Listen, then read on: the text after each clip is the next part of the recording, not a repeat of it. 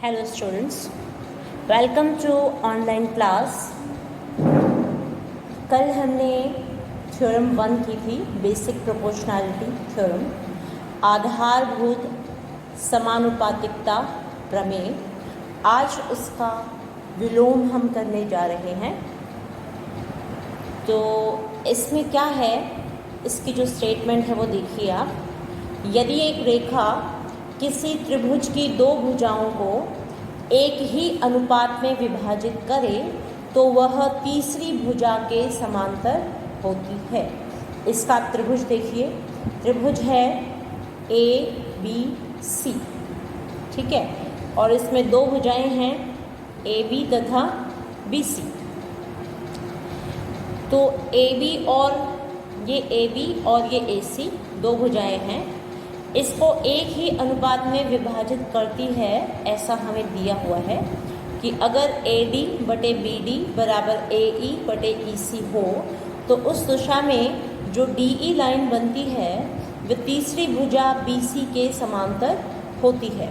ठीक है, स्टेटमेंट को अच्छे से समझिए क्योंकि इसको यूज़ करके हमने बहुत से क्वेश्चंस भी करने हैं। तो फिर से देखिए एक बार, यदि एक त्रिभुज किसी त्रिभुज की दो भुजाओं, तो इस त्रिभुज में किसी त्रिभुज की दो भुजाएं कौन सी हो जाएंगी, AB और AC हो जाएंगी। दो भुजाओं को एक ही अनुपात में विभाजित करें तो अनुपात हम लिखेंगे AD बटे BD बराबर AE बटे EC, तो वह तीसरी भुजा के समांतर होती है। तो तीसरी भुजा है हमारी BC, तो जो DE लाइन बनेगी वह BC के समांतर होगी। इंग्लिश में इसी स्टेटमेंट को हम देखिए इंग्लिश की जो स्टेटमेंट है, if a line divides any two sides of a triangle, यदि कोई लाइन डिवाइड करती है दो साइड्स को, किसी भी त्रिभुज की दो साइड्स को, इन द सेम रेशो समान अनुपात में, then the line is parallel to the third side, तो वह लाइन क्या है, तीसरी भुजा के समांतर है। ठीक है, तो इंग्लिश और हिंदी हमने दोनों स्टेटमेंट्स जो हैं वो पढ़ ली हैं। अब आप दोनों ही मीडियम के बच्चे जो हैं इसको समझ पाएंगे। फिर से देखिए, if a line divides any two sides of a triangle in the same ratio then the line is parallel to the third side. तो इसमें हम सबसे पहले लिखेंगे कि हमें दिया क्या है। दिया क्या है हमें खुद एज्यूम करना होगा। ट्राइंगल हमने ABC खुद एज्यूम किया है, खुद बनाया है, और एक लाइन L ले ली है। जो L है वह AB को D पर और AC को E पर प्रतिच्छेद करके जा रही है। ठीक है, it is intersecting at the point D and E। तो हम इसमें लिखेंगे, दिया है तो जो लिखना है वो मैं लिखती हूँ पहले। तो देखो ये हमने लिख लिया है स्टेटमेंट से कि दिया है त्रिभुज ABC में एक रेखा L भुजाओं AB और AC को क्रमशः D और E पर इस प्रकार काटती है कि भुजाओं का अनुपात बनता है। तो उन भुजाओं का हमने नाम लिख दिया है, AD over DB is equal to AE over EC। ठीक है, ऊपर वाली भुजा का टुकड़ा यानी कि इस लाइन से ऊपर का टुकड़ा बटे नीचे का टुकड़ा, फिर ऊपर का टुकड़ा AE बटे नीचे का टुकड़ा है EC। तो नेक्स्ट अब हम इसमें लिखेंगे, जो दिया था वो तो हमने लिख दिया, अब हम लिखेंगे सिद्ध करना है, टू प्रूफ। सिद्ध करना है, टू प्रूफ। तो टू प्रूफ में देखिए आपको क्या लिखना है, क्या प्रूफ करना है, DE is parallel to BC, यानी कि जो ये DE है ये BC के समांतर है। ठीक है, पैरेलल है, ये प्रूफ करना है। तो इसमें हम प्रूफ लिखेंगे, प्रूफ जिसको हम हिंदी में उपपत्ति लिखते हैं, तो हिंदी वाले उपपत्ति के बजाय प्रूफ ही लिख सकते हैं। ठीक है, इट्स डिफ़िकल्ट टू राइट उपपत्ति, है ना, ये आसान रहेगा लिखना आपके लिए। तो हम इसमें एज्यूम कर लिए, मैंने फिगर ड्रॉ कर रखी है, माना DE is not parallel to BC। ठीक है, समांतर का निशान डाल के उसको काट दिया हमने और लिखा कि D is not parallel to BC। तब हम लिख सकते हैं, ड्रॉ कर सकते हैं, D से DE dash parallel to BC खींचे।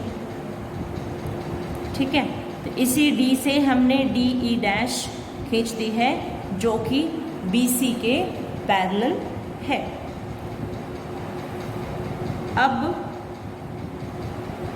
क्योंकि DE dash is parallel to BC, तो हम इसमें आधारभूत अनुपातिकता प्रमेय इसमें लगाएंगे।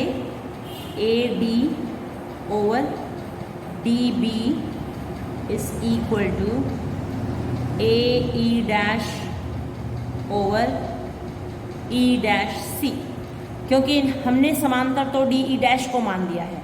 ठीक है, थोड़ी देर के लिए माना कि जो DE लाइन है वो BC के समांतर नहीं है, अगर वो नहीं है तो कोई और है। ठीक है, और जो कोई और है वो हमने मान ली है DE डैश।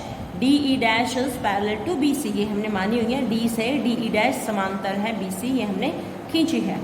तो DE dash is parallel to BC, तो इसके अनुसार अनुपात आ गया ये आ गया है बाय BPT। ठीक है, बाय बेसिक प्रोपोर्शनैलिटी थ्योरम, आधारभूत समानुपातिकता प्रमेय के अनुसार हमें ये मिल गया है। इसको हमने डाल लिया है नंबर 1। किंतु हमें दिया क्या है, दिया हुआ तो ये है, देखो दिया है हमें, हमने लिखा हुआ AD बटे DB is equal to AE बटे EC। तो हम यहाँ लिखेंगे किंतु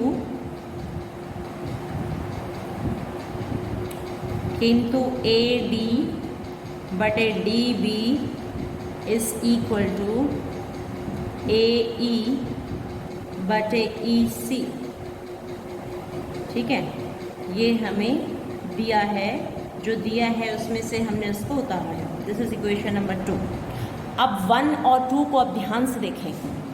1 और 2 में आपको क्या मिलेगा, आपको AD बटे DB यहाँ भी है, AD बटे DB यहाँ भी है।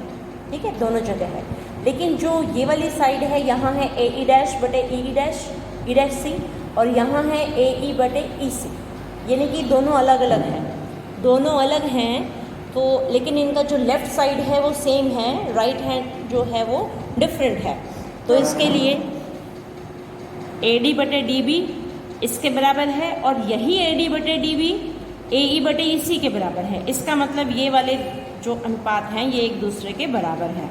तो हम यहाँ लिखेंगे 1 तथा 2 से AE dash over E dash C is equal to AE over EC। अब दोनों तरफ एक जोड़ दीजिए तो आपको क्या मिलेगा, AE dash over E dash C plus 1 is equal to AE over EC plus 1। ठीक है, जो लेफ्ट साइड में किया वही हमने राइट साइड में किया, दोनों तरफ एक एक जोड़ दिया, हिसाब बराबर है। ऐसा करने से हम लघुत्तम ले पाएंगे अभी AE dash plus E dash C over E dash C is equal to AE plus, इसको इसमें गुणा कीजिए, EC ओवर EC। अब देखिए आप यहाँ चित्र में देखिए, आपने जो फिगर बनाई थी उसमें क्या था, AE dash plus E dash C आया है आपके पास। यहाँ देखिए आपने लिखा है AE dash plus E dash C। जब आप AE डैश और E डैश C को जोड़ते हैं, ये तो पूरी भुजा AC बनती है, तो it can be written as AC over E dash C is equal to, और जब हम AE प्लस EC करते हैं तो वो भी AC ही बनती है, AC ओवर EC। ठीक है, ये बन गई आपकी तो अब देखिए यहाँ भी AC है, यहाँ भी AC है, ये आपका कैंसिल हो जाएगा। कैंसिल होगा तो we are left with E' C is equal to 1/EC। इसको आर पार गुणा कीजिए, ये EC वहाँ भेज दीजिए और इसको वहाँ, तो E' C। ठीक है, अब EC और E' चित्र में देखिए, E' तो यहाँ से यहाँ तक है, E' यहाँ है, और जो EC है वो यहाँ से स्टार्ट होकर E से स्टार्ट होकर C तक आती है। तो क्या E' और EC एक समान हो सकते हैं? E' थोड़ी आगे है, E यहाँ है, तो क्या E' और EC बराबर हो सकते हैं? चित्र को हम देखते हैं, फिगर को हम देखते हैं तो आकृति में तो ऐसा नहीं है, लेकिन हमारे पास रिजल्ट आया है कि EC is equal to E' आ गया है। तो इससे ये पता चलता है कि ये केवल तब संभव है जब E और E' एक ही बिंदु पर स्थित हों। ठीक है, तो इसमें हम लिख देंगे किंतु यह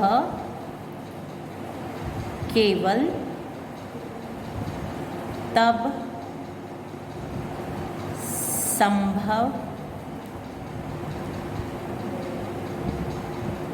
है, यह केवल तब संभव है जब E और E' समपाती हों। समपाती हो। ठीक है, अर्थात DE' रेखा L हो, जबकि हमें दिया क्या है? समपाती हो। DE' is parallel to BC। हम तो ये अज्यूम करके चले थे कि जो DE' है वो BC के समांतर है, किंतु अगर ये समपाती होंगे तो E' भी E पर ही होगा, दोनों एक ही पॉइंट पर होंगे। E जो है वो E' पर होगा, यानी कि दोनों पॉइंट्स जब एक जगह पर होंगे तब होगा ये पॉसिबल। अर्थात तो हम यहाँ लिखेंगे अतः DE is parallel to BC। ठीक है, ये हमने लिख दिया, किंतु यह केवल तब संभव है जब E और E' समपाती हों। तो DE' is parallel to BC, तो दिस इम्प्लाइज, अतः के बराबर के बजाय हम यहाँ इम्प्लाइज दैट का निशान डाल सकते हैं। This implies DE is parallel to BC। इस अतः को काट दीजिए और यहाँ इम्प्लाइज दैट का साइन डाल दीजिए। It implies that DE is parallel to BC। तो यही हमें प्रूव करना था। ठीक है, तो इसमें हमें अनुपात बराबर दिए हुए थे और रेखा को समांतर सिद्ध करना था, तीसरी भुजा के समांतर है। और आधारभूत समानुपातिकता प्रमेय में क्या था? उसमें हमें रेखा तो समांतर दी हुई थी और हमें जो अनुपात थे वो बराबर लाने थे। ठीक है, तो उसमें तो अनुपात बराबर लाने थे। यहाँ देखिए हमने किया था कल, यहाँ DE BC के समांतर दी हुई थी और ये अनुपात हमें बराबर निकालने थे। और यहाँ क्या था? यहाँ था हमें अनुपात बराबर दिए हुए थे किन्हीं दो भुजाओं के, और उनको मिलाने वाली जो रेखा थी वो हमने सिद्ध करनी थी कि तीसरी भुजा के समांतर है। अब इस पर बेस्ड कुछ क्वेश्चंस हैं, उनको हम करते हैं। जो एक्सरसाइज है हमारी, exercise we can start 6.1। Exercise 6.1 का आप फर्स्ट क्वेश्चन देख सकते हैं, उसके स्टेटमेंट हम पढ़ते हैं। हाँ, ये देखिए 6.2 में 6.1 तो हमने कल कर ही ली थी, उसमें तो कुछ ज़्यादा था ही नहीं, सिर्फ समरूप और सर्वांग समता से संबंधित खाली स्थान थे। और यहाँ देखिए अब जो हमने दो प्रमेय की हैं उसी पे आधारित पूरी आपकी एक्सरसाइज है। तो ये हमें दो फिगर दी हुई हैं, इसमें DE is parallel to BC, जो ये DE है BC के पैरेलल है, और इसमें भी जो DE है BC के पैरेलल है। Find EC in 1 and AD in 2। तो जो EC है, EC यहाँ ये वाला टुकड़ा हमें निकालना है, we have to find out this part. और इसमें सेकेंड पार्ट में हमें AD निकालना है, ये वाला हिस्सा, ठीक है। तो रेखाएं हमें समांतर दी हुई हैं और हमें यानी कि आधारभूत समानुपातिकता प्रमेय इसमें लगेगी। तो हमें जो जो दिया हुआ है उसे हम उतार लेंगे। तो ये मैंने फिगर बना लिया है। इस फिगर में AD की वैल्यू दी हुई है 1.5, BD की वैल्यू 3 सेंटीमीटर, AE की 1 सेंटीमीटर और EC हमें फाइंड आउट करना है। तो हम यहाँ लिखेंगे त्रिभुज ABC में DE is parallel to BC, ठीक है। तो दिस इम्प्लाइज अगर ये पैरेलल है तो भुजाओं का अनुपात समान होगा।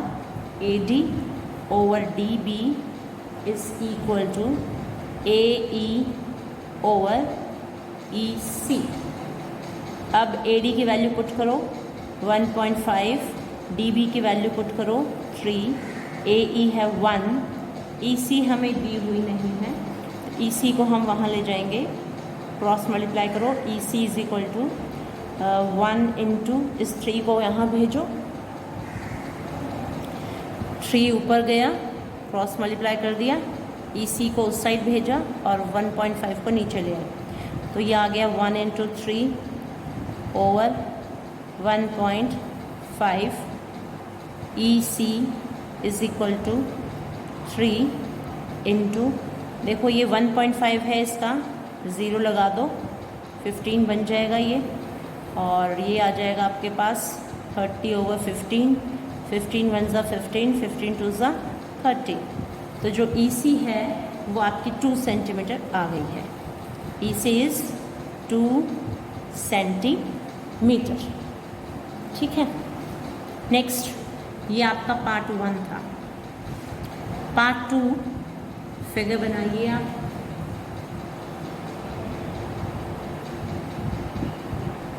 ये देखिए मैंने फिगर ड्रॉ कर लिया है। इसमें हम लिखेंगे त्रिभुज ABC में, ये तो आपका ऊपर वाला क्वेश्चन था, ठीक है, दी एंड हो गया इसका। तो ठीक है, नेक्स्ट, त्रिभुज ABC में जो आपकी DE है, DE is parallel to BC, तो AD over DB is equal to AE over EC। तो बिल्कुल सिंपल है, वैल्यूज़ आप देखिए और रख दीजिए। ये हमें दी नहीं हुई तो AD तो AD ही रहेगा ओवर 7.2, ठीक है। जो DB की वैल्यू है वो हमने देखकर लिख दी, इक्वल टू AE है 1.8 और जो EC है वो है 5.4। तो इनको क्रॉस मल्टीप्लाई कर देंगे।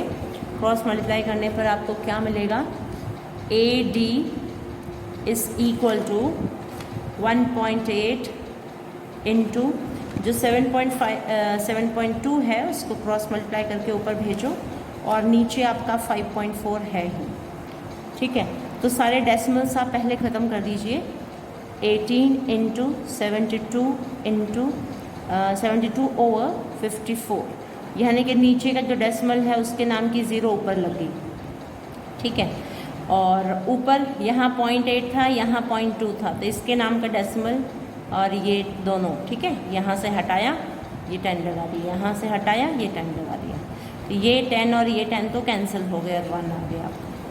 फिर अब देखिए आप इसको काट सकते हैं, ठीक है। 18 का पहाड़ा आपका आता है, 18 एकम 18, 18 तिये 54, 3 एकम 3, 3 दूनी 6, 3 चौके 12, तो आपके पास आया 24/10। अब इसको हम काटने के चक्कर में नहीं पड़ेंगे, इसको हम लिखेंगे 2.4 सेंटीमीटर। जब AD है वो 2.4 सेंटीमीटर आ गया। इसी तरह से आपका क्वेश्चन नंबर 2, ये देखिए मैंने नोट किया है क्वेश्चन नंबर 2 में, इसमें PQR एक त्रिभुज दिया हुआ है और हमें ये डिसाइड करना है कि क्या EF QR के पैरेलल है। कि ई एफ क्यू आर के समांतर है या नहीं। तो समांतर तो तब होती है जब ई एफ तब समांतर होगी जब इनकी भुजाओं का जो अनुपात होगा वो समान होगा। अगर हमें पी ई बटे ई क्यू बराबर पी एफ बटे एफ आर मिल जाता है तो उस दशा में हम कह सकते हैं कि जो ई एफ है वो क्यू आर के समांतर है। तो इसलिए हम पी ई बटे ई क्यू पहले निकालेंगे। तो हमने पी ई की वैल्यू 3.9 दी हुई है प्रश्न में, ई क्यू 3 सेंटीमीटर दिया हुआ है, पी एफ 3.6 और पी जो एफ आर है वो 2.4। तो हमने ऊपर का टुकड़ा बटे नीचे का टुकड़ा लिख लिया, पी ई बटे ई क्यू लिखा, दैट इज़ दिया हुआ है 3.9 और 3 सेंटीमीटर। ये पॉइंट हटा दिया और यहाँ 0 लगा दिया, तो ये आपके पास हो गया 39/30। अब हम इसको काट सकते हैं 3 के टेबल से, 3 1 ज़ा 3 3 ज़ा 9, 3 1 ज़ा एंड 0 ज़ा, ठीक है। 3 के पहाड़े से इसको काट लिया तो 13/10 आ गया आपके पास। अब दूसरी भुजा देखिए, दूसरा जो टुकड़ा है पी एफ बटे एफ आर है, तो पी एफ बटे एफ आर, इसमें आपके पास 3.6 बटे 2.4, पॉइंट हट जाएंगे क्योंकि यहाँ भी 1 अंक के बाद दशमलव है, यहाँ भी 1 अंक के बाद दशमलव है, तो हिसाब बराबर है। तो 36/24 बन गया ये आपका।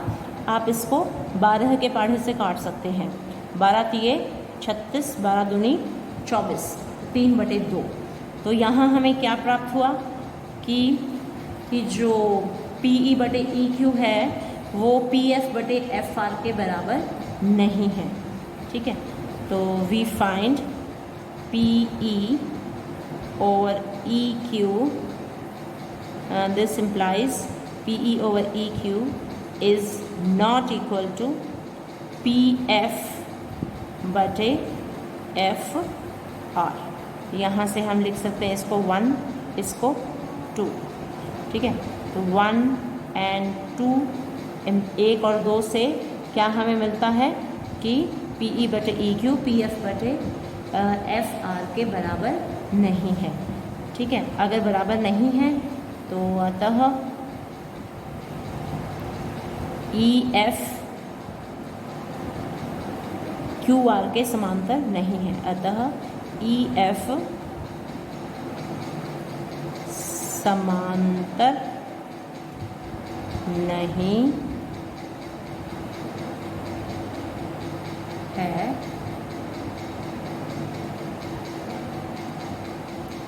क्यू आर के, ठीक है।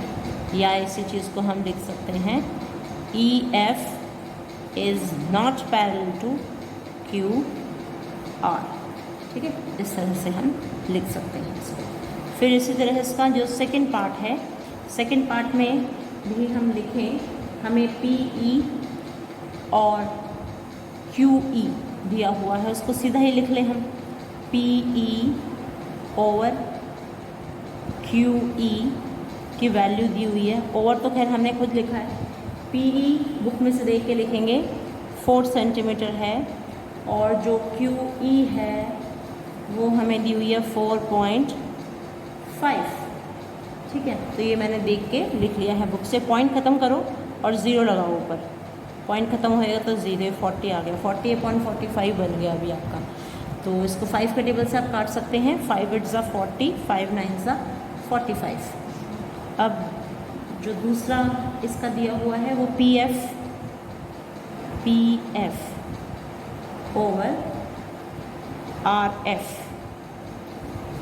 Is equal to, P F तो है 8 सेंटीमीटर और जो आर एफ है वो हमें दिया हुआ है 9 सेंटीमीटर।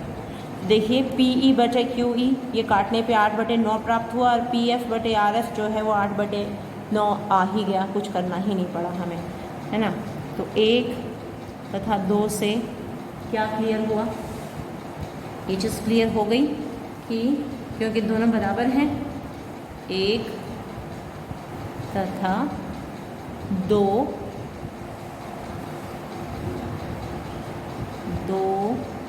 से, थोड़ा मैं खिड़कियाँ खोल देती हूँ क्लियर हो जाए।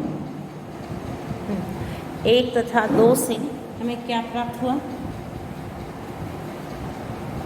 पी ई बटे E Q is equal to P F बटे एफ आर। लिखो, चाहे आर एफ लिखा हुआ है हमने तो आर एफ, पी एफ बटे आर एफ, पी ई बटे ई क्यू, क्यू ई लिखो चाहे ई क्यू लिखो, ठीक है, वन द सेम थिंग। ये दोनों ही जो हैं वो 8/9 के बराबर हैं। तो दिस सिंप्लाइज जो आपकी रेखा है ये ई एफ, इनको जोड़ने वाली जो रेखा यही थी ना, E F is parallel to Q R. तो जब हमें पी ई 4 सेंटीमीटर और क्यू ई 4.5, पी एफ की लंबाई 8 सेंटीमीटर, आर एफ की लंबाई 9 सेंटीमीटर दी हुई हो, तो उस दशा में दोनों अनुपात जो है वो बराबर आते हैं। अगर दोनों अनुपात बराबर हैं तो उन अनुपातों को बनाने वाली जो रेखा है वह तीसरी भुजा के समांतर होगी, ठीक है। उसके बाद सेकेंड पार्ट हो गया हमारा। थर्ड पार्ट में हमें जो पी क्यू है यानी कि पूरी भुजा दी हुई है, पूरी भुजा की लंबाई, और पी आर भी दी हुई है।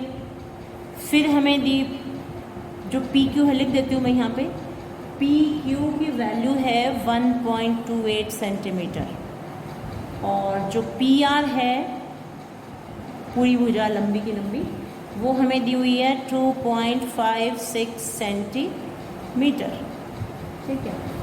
और पी ई गिवन है 0.18 सेंटीमीटर, और जो पी एफ है वो हमें दी हुई है 0.36 सेंटीमीटर, ठीक है। बुक में गिवन है ये, हमने अपनी तरफ से कुछ नहीं किया इसमें। अब क्या है कि हमें तो पूरी भुजा दी हुई है, ये पूरी भुजा 1.28 है, ये 2.56 है। पी ई जो है वो 0.18 है, यानी कि ऊपर का टुकड़ा हमें दिया हुआ है, तो नीचे का टुकड़ा तो हमें दिया नहीं है, तो हम इस नीचे के टुकड़े को फाइंड आउट कर सकते हैं। ई क्यू अगर हमें फाइंड आउट करना है, E Q is equal to P Q में से हम पी ई को यदि माइनस कर दें, देखिए पी क्यू में से पी ई को माइनस करें तो ई क्यू आ जाएगा। इस चित्र को देख के ही आप डिसाइड कर पाएंगे। पूरी भुजा में से यदि आप इस पी ई को माइनस कर दें तो पूरे में से ऊपर का टुकड़ा माइनस किया तो नीचे वाले टुकड़े की लंबाई हमें पता चल जाती है। तो उसको हम करेंगे 1.28 माइनस 0.18 सेंटीमीटर। इसको आप घटा सकते हैं तो ये 1.10 सेंटीमीटर आ जाएगा, क्योंकि 8 में से 8 गए 0, 2 में से 1 गए 1 और ये 1 का 1, 1.10। फिर एफ आर हमें फाइंड आउट करना पड़ेगा, क्योंकि एफ आर नीचे दिया हुआ नहीं है। तो पूरी भुजा में से पी आर में से अगर आप इसको पी एफ को माइनस कर देते हैं, क्योंकि हमें पी एफ दिया हुआ है, पी एफ, तो आपके पास आएगा पी आर की वैल्यू लिखिए 2.56 माइनस 0.36, ठीक है। तो ये आ गया आपके पास, इसको माइनस कीजिए, 6 में 6 गए 0, 5 में से 3 गए 2.2, यानी कि 2.20 सेंटीमीटर आ गया है आपके पास, ठीक है। अब आराम से आप इजीली फाइंड आउट कर सकते हैं।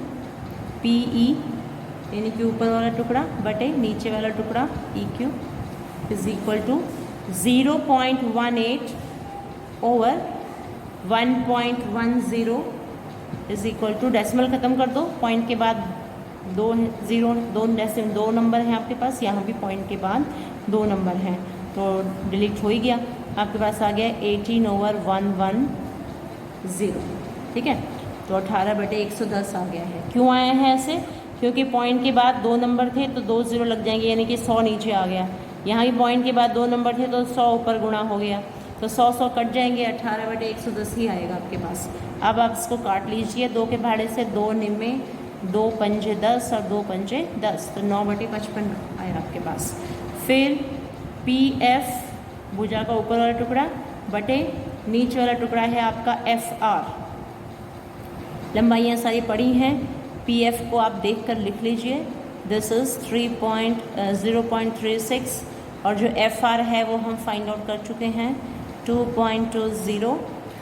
तो डेसिमल के बाद 2 नंबर हैं, यहाँ भी डेसिमल के बाद 2 नंबर हैं, तो डेसिमल तो आपका ख़त्म हो ही जाएगा। तो आपके पास आ गया 36/220।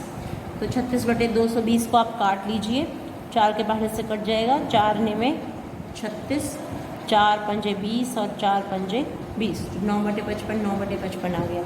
तो इसको आप नंबर 1 डाल सकते हो, इसको नंबर 2 डाल सकते हो। तो 1 और 2, 1 तथा 2 से हमें क्या प्राप्त होता है? PE/EQ is equal to PF/FR। ठीक है, दोनों अनुपात बराबर आ गए हैं। अब अनुपात बराबर हैं तो इसका मतलब जो EF है वो QR के समांतर है। तो this implies EF is parallel to QR। ठीक है, तो इस प्रकार हमारे तीनों पार्ट्स जो हैं वो हो गए हैं। तो 31 मिनट्स की बन गई है, इसको हम स्टॉप कर देते हैं अभी। क्वेश्चन नंबर 3 को भी हम नेक्स्ट वीडियो में करेंगे, नहीं तो वीडियो लंबी जाती है फिर पहुंचती नहीं है। तो दैट्स ऑल, आप इसको अच्छे से समझिए। ठीक है, तो इसमें हमने एक तो आज क्या किया, आधारभूत अनुपातिकता प्रमेय का विलोम किया है, और फिर उसके बाद हमने 6.2 को स्टार्ट किया। 6.2 के हमने 2 क्वेश्चन किए। क्वेश्चन नंबर 1 जिसके हमारे पास 2 पार्ट थे, क्वेश्चन नंबर 2 जिसके हमारे पास 3 पार्ट थे। तो फर्स्ट क्वेश्चन और सेकंड क्वेश्चन दोनों में ही हमने क्या किया है, किस चीज़ को यूज़ किया है? हमें इस आधारभूत अनुपातिकता प्रमेय को ही यूज़ किया है। ठीक है, फर्स्ट क्वेश्चन में तो हमें पैरेलल दिया हुआ था, यानी कि आधारभूत अनुपातिकता प्रमेय को इस्तेमाल किया। और दूसरे में क्या था? दूसरे में हमें पैरेलल प्रूव करनी थी। ठीक है, तो यानी कि उसके विलोम को यूज़ किया हमने। तो दोनों ही प्रमेयों को हमने यहाँ पे प्रूव किया है, यूज़ किया है, प्रूव नहीं किया। प्रूव तो हमने एक को किया था, पहले वाली वीडियो में पहले वाली को किया था। ठीक है, तो दोनों ही थ्योरम्स को हमने क्वेश्चन नंबर 1 में एक को यूज़ किया, क्वेश्चन नंबर 2 में उसके विलोम को यूज़ किया। तो अब नेक्स्ट क्वेश्चन जो है नेक्स्ट वीडियो में बढ़ाएंगे, तो आप इसको लाइक और शेयर कीजिए, अच्छे से समझिए। ठीक है।